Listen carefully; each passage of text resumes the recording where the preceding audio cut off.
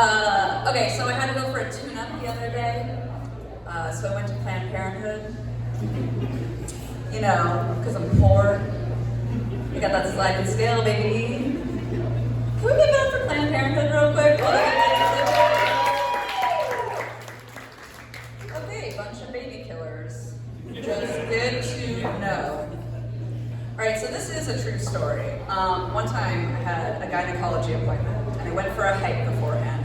So I was late. I was running late, I was all in a rush. I was climbing into the straddle thing. I don't know what it's called. And I was getting in position, and I said to the doctor, hey, I went on a hike before this, so I'm sorry if my feet sting. Apologized for my stinky feet. Moments before she was going to come face to face with a famously, let's just say, aromatic portion of the female body. Not mine though, I'm perfect. Haven't heard a lot of complaints.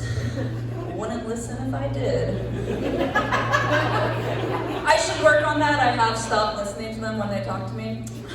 Alright, so this next story is not a true story, okay? This is hypothetical, this is not a true story. I made this up for the funnies, okay?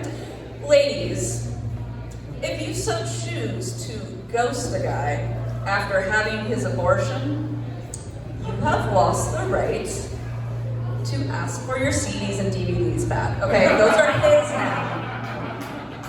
Because then he might start asking for his stuff back. On an unrelated note, I no longer own a copy of Lost Highway. Totally hypothetical though. Everyone's complaining about inflation, and it sucks. Everything's so expensive now. Something I didn't know about that got really expensive, condoms. Condoms are super expensive now, did you know this? Which is crazy because you can definitely still go to Planned Parenthood and get like a scoop out of the fishbowl. I didn't come here to plug Planned Parenthood, it's just happening. Yeah, the condoms are like $20 a pack now. So I was doing a little math, which I know is surprising. If you bought condoms every other week for a year, that would equal about the price of an abortion. I don't actually know the point, but I feel like there's something in there, right? It's, abortions are like $600, so I've heard. Unless they also went up with inflation. Thanks, Biden. So yes, everything's expensive. Rents are awful, living is the worst. Rents are crazy. Rents are so high even in cities that no one wants to live in. Providence. Makes me think, because like when my mom was in her 20s, she lived in San Francisco. Have you heard of it? San Francisco proper, like in the city, and she had a 2-bedroom apartment and she paid $250 a month for it. And it had a backyard. And it came with a hot tub. And she only paid like $1 for her abortion.